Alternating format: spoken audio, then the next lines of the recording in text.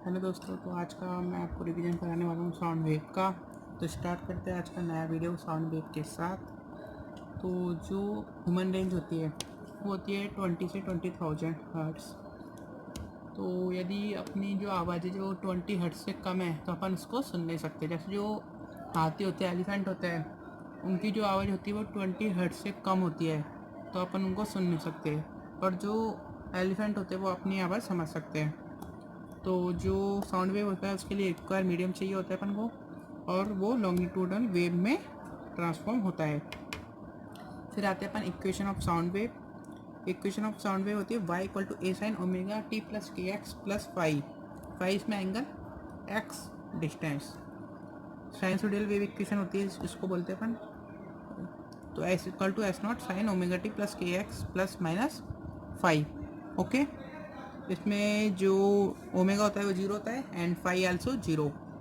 Then ये graph होता है, ये कोई ग्राफ है। इधर अपन ने इस वाली साइड को पॉजिटिव माना है, तो जो इधर होएगा वो कंप्रेशन होता है और इधर रेयरफैक्शन होता है।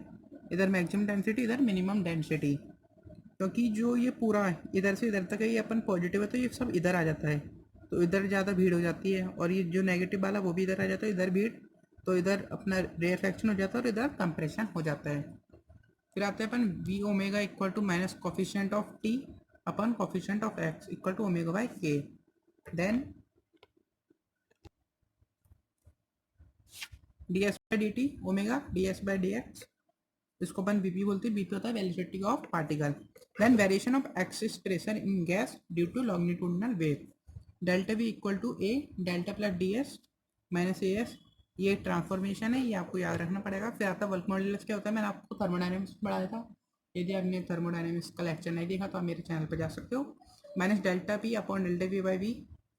Then P equal to minus B D S by D X, D S by D X. B क्या होता है, बल्क मॉड्यूलस, और पी होता है एक्सिस प्रेशर।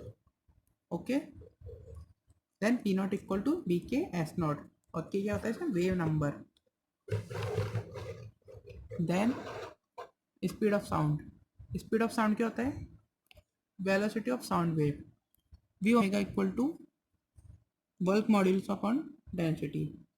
जो बल्क मॉड्यूलस होता है ये एडिवेटिव प्रोसेस होती है, तो इसको अपन गामा पी लिख सकते हैं। एडिवेटिव प्रोसेस के लिए बल्क मॉड्यूलस गामा पी होता है। Then P equal to R T, P V equal to N I T से आर टी लिख सकते हैं। और इसको अपन आर एम एस की स्पीड में देखेंगे तो ये आ जाएगा गामा अपन 3 V R M S. Velocity of sound in O2 is 470 meter per second, what will be the velocity of sound. तो इस फॉर्मूले से आप देख सकते हो, गामा O2 के लिए 7/5 होता है, और जो हीलियम होता है उसके लिए होता है 5/3। आर टी सेम, इसको अपन ने स्टैंडर्ड फॉर्म में लिख लिया। O2 का मॉलिक्यूलर मास होता है 32 इंटू 10⁻³ किलो में लिख लिया। ओके, फिर अपन चलेंगे। तो velocity of sound wave in a thin solid rod equal to gamma upon P. अपन की जो चलते चलते अपन जो साउंड करते हैं और जो वैसे खड़े हुए साउंड करते हैं वो दोनों में फ़र्क नहीं रहता, क्योंकि जो साउंड की स्पीड होती है वो सेम रहती है दोनों में, 320 मीटर पर second. Okay, then power transmission in sound wave P equal to F dot B. तो अपन ने अभी निकाला था P not equal to B K S not. तो इससे सॉल्व करेंगे तो एवरेज जो अपनी इंटेंसिटी होगी वो आ जाएगी half B K S not का square into omega. Okay, then get average intensity निकालने अपन को पी नॉट पी और बीटा के टर्म में, तो ये आ जाती है P not square upon 2 root bulk modulus into density. फिर आता है अपन वेरिएशन ऑफ इंटेंसिटी। तो वेरिएशन ऑफ इंटेंसिटी होता है पॉइंट फोर्स के लिए आइए P upon 4 pi square 1/r² के प्रोपोर्शनल, और लाइन सोर्स के लिए पी एल अपॉन 2 पाई RL। ओके, फिर आते हैं कैरेक्टरिस्टिक ऑफ साउंड। तो इसमें 3 तरह के होते हैं, पिच, एक क्वालिटी और एक लाउडनेस। पिच होती है dominant frequency, quality wave form of sound, and loudness intensity. जो साउंड लेवल होता है वो होता है 10 log base 10 I upon I naught. I naught की value 10⁻⁻10 watt metre square. Okay, reflection of sound wave at closed end reflector pressure will be no phase change. जो closed organ pipe होता है उसमें जो एंड पॉइंट होता है उधर कोई भी फेज चेंज नहीं होता है, ओपन एंड में होता है पाई का। फिर आता है अपन स्टैंडिंग वेव। तो स्टैंडिंग वेव ये होती है, आप देख सकते हो, इधर इधर से क्लोज है और इधर ये ओपन है। तो जहाँ से क्लोज है उधर डिस्प्लेसमेंट होता है, जो नोड होता है प्रेशर भी नोड होता है, प्रेशर एंटी नोड होता है। और जहाँ से ओपन है डिस्प्लेसमेंट एंटी नोड होता है ओपन एंड पर, और प्रेशर नोड होता है। देन ये 3 कर्व है, इसमें देख सकते हो आप लैम्डा वाई, तो इसमें lambda by 4 plus lambda by 4 plus lambda by 4, तो 3 lambda by 4 equal to L. तो वी अपॉन एल होता है एफ नॉट, तो 3v/4 आ लगे। तो इसको अपन बोलेंगे थर्ड हार्मोनिक, क्योंकि ये इसका 3 टाइम्स है, ये 1 टाइम्स, ये 3 टाइम्स, तो ये 5 टाइम्स, तो ये फिफ्थ हार्मोनिक। ये भी ऐसे ही आ जाएगा। ये फर्स्ट ओवरटोन हो गया, क्योंकि इसके बाद जो ओवरटोन आया वो फर्स्ट और इसके बाद सेकेंड। ओके, तो इसको अपन एक सिंपल में लिखे तो 2n+1 हार्मोनिक इसको बोल सकते हो, और nth ओवरटोन होता है। अपन n 0 रखेंगे तो फर्स्ट हार्मोनिक, तो first overtone. Okay, then standing wave inside organ pipe open end both end, तो दोनों तरफ से ओपन वाली, तो ये ओपन वाली है। तो जहाँ दोनों तरफ से ओपन है तो एक तरफ हो जाएगा डिस्प्लेसमेंट का एंटी नोड, तो एक दोनों तरफ से डिस्प्लेसमेंट एंटी नोड, दोनों तरफ प्रेशर के नोड। ये उल्टा होता है, डिस्प्लेसमेंट का एंटी नोड है तो प्रेशर का नोड होएगा। ओके, इसमें भी ऐसे ही था, तो इसमें भी वही है। ये लैम्डा बाई 2, तो ये कितना हो गया 2 लैम्डा बाई 2, और ये 3 लैम्डा बाई 2। तो इसमें भी nth हार्मोनिक, तो n-1 ओवरटोन। देन इतना होने के बाद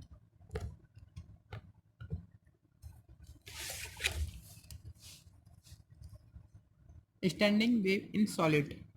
तो स्टैंडिंग वेव इन सॉलिड में क्या होता है कि सॉलिड में क्या होता है, तो अपन ने ये नोड लिया, इसमें बीच में इधर नोड लगा दिया, तो लैम्डा बाई 2 एल का, तो एफ होता है 1/2l गामा अपॉन पी, किसके लिए, सॉलिड के लिए। तो फंडामेंटल नोड निकालेंगे अपन, तो वो आ जाएगा 3/2l gamma upon P. Then resonance tube experiment, तो रेजिडेंस टू एक्सपेरिमेंट होता है v equal to F lambda.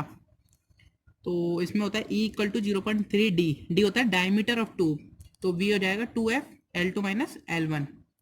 फिर आता है cone tube, to determine v sound in gas, तो इसमें L होता है लैम्डा बाई 2, तो v equal to F lambda, तो f हो गया 2l। फिर आता है अपना डॉपलर इफेक्ट, जो मेन बेसिक क्वेश्चन आते हैं यहाँ से ही। डॉपलर इफेक्ट से वेव फ्रंट जो होती है, जो वाइब्रेट करती है सेम फेस में, जो उसको अपन लॉकस लेते हैं और वो परपेंडिकुलर होती है एवरी पॉइंट। अपन ने ऐसे कोई, ये देख सकते हो मैंने डॉपलर इफेक्ट क्या लिख रखा है, ट्रेन, तो इसका मतलब है जो अपनी ट्रेन चलती है तो अपन को पता चल जाता है भाई दूर से ट्रेन आ रही है तो उसकी कुछ अलग आवाज़ होती है, पास आती है तो अलग आवाज़ होती है, और निकल जाती है स्टेशन से जब उसकी अलग आवाज़ होती है। और उसमें आपने एक करा हो एब्जॉर्व, मतलब आपने देखा हो कि हॉर्न तो सेम ही होता है, वो खड़ी होती है जब भी वही हॉर्न बजा रही होती है, और चल रही होती है जब भी हॉर्न बजाए, पर जो अपने कान में जो साउंड आती है वो हमेशा अलग अलग होती है। तो वो डॉपलर इफेक्ट के अंडर में आता है। तो आपने ऐसे कोई पानी का तालाब है, उसमें अपन ने कोई पत्थर फेंका, तो आप देखते होंगे वो गोल गोल से, ऐसे गोल गोल से एक लोकस की तरह बन जाते हैं, तो वो डॉपलर। तो जो पॉइंट सोर्स होता है, अपन ने पत्थर एक पॉइंट सोर्स लिया था, उसमें जो स्पेरिकल बनती है वेव फ्रंट, और जो लाइन होती है उसमें सिलेंड्रिकल, और जो प्लेन होता है उसमें प्लेनर वेव फ्रंट बनती है। तो जैसे कोई साउंड सोर्स मोशन में, ऐसे कोई गाड़ी जा रही है, ऐसे कोई ट्रेन जा रही है, तो उसकी जो होती है V W minus B S upon F. Okay, इसमें वी डब्ल्यू क्या है, velocity of wave in medium. Okay, फिर आता है अपना change in frequency observer due to motion of both force and observer. तो ये जो फॉर्मूला है ये बहुत मेन फॉर्मूला है, ये ही डॉपलर इफेक्ट का फॉर्मूला होता है। तो F dash equal to V W plus V not upon V W minus B S.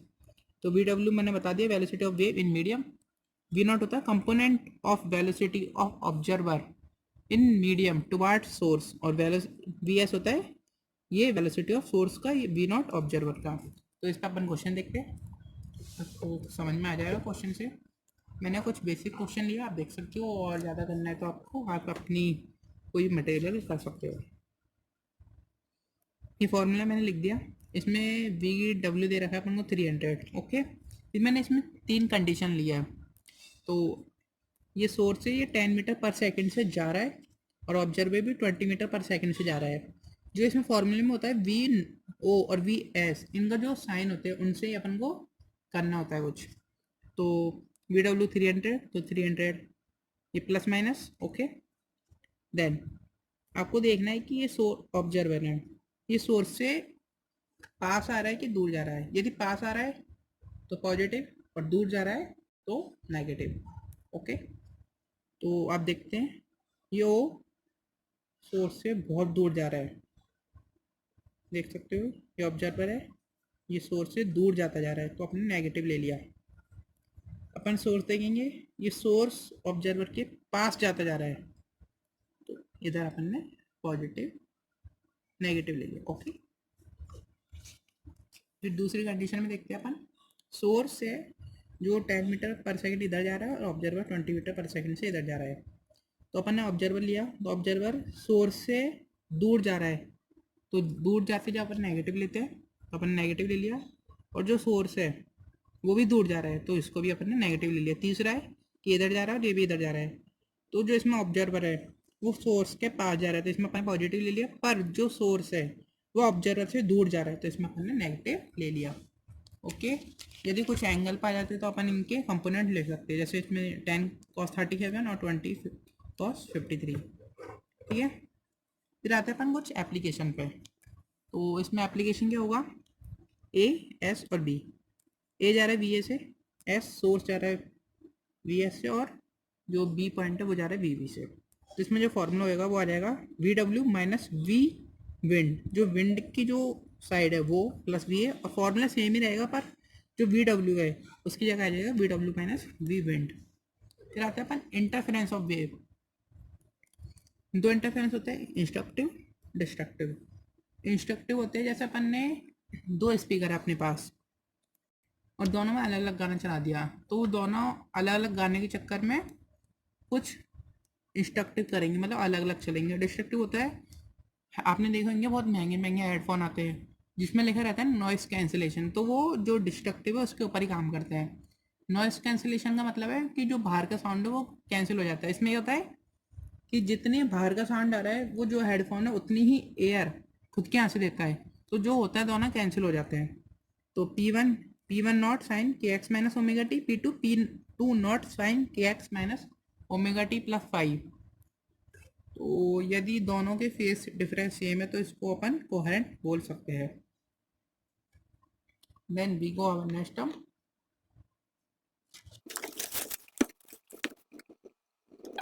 Constructive interference में जो प्रेशर आता है resultant P1 square plus P2 square two P1 P2, तो इंटेंसिटी आ जाती है। तो इसमें हमेशा cos थीटा 1 रहता है, तो cos थीटा 1 कब रहता है 2n पाई पे, तो इसमें जो P रिजल्टेंट होता है P1 प्लस P2 आ जाता है, आई रिजल्टेंट मैक्सिमम आता है √I1 प्लस I2 का होल स्क्वायर। ऐसे डिस्ट्रक्टिव के लिए -1 होता है तो 2n प्लस 1 पाई आ जाता है, और इधर आप देख सकते हो। फिर आते हैं अपन बीट फ्रिक्वेंसी। तो बीट फ्रिक्वेंसी होती है delta F equal to F1 minus F2 on applying wax on prong frequency decrease. जो प्रॉन होते हैं आप भी जानते होंगे, उस पर अपन ने कुछ वैक्स लगा दिया, तेल लगा दिया, तो वो भारी हो जाता है जिससे उसकी जो फ्रिक्वेंसी वो कम हो जाती है। फिर आते हैं y1 equal to A sine 2 pi F1 t minus K1x, और y2 equal to A sine 2 pi F2 t minus K2x। तो y रिजल्टेंट होता है वो आ जाता है y1 प्लस y2। तो इन 2 upon delta F times 2 times maximum of intensity in unit time 2 upon 2 delta F times maximum. तो जो intensity हो जाती है वो 2 टाइम्स बढ़ जाती है। तो यही इसमें बीट्स फ्रिक्वेंसी में आता है। तो इसी के साथ आपका चैप्टर खत्म हुआ। यदि आपको वीडियो पसंद आए तो लाइक करें एंड